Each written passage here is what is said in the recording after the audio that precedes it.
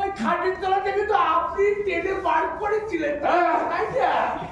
তা আপনি তাকে চিনতে পারেননি? আমার চিনবো কি করে, ছদ্মবেশে ছিল তো।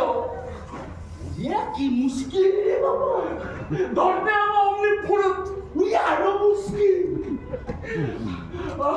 আমার এখন মেন সমস্যাটা কি জানেন?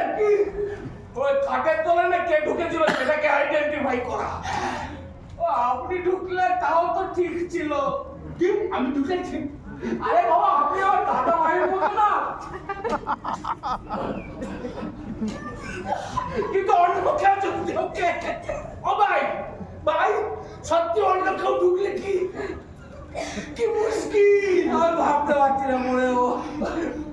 ব্রাদার ভুলে যা, ভুলে যা, ভুলে যা, যাও যা, ভুলে যা, ভুলে যা, সব ভুলে যা, ভুলে যা, ভুলে যা। ভুলতে পারছি না তো।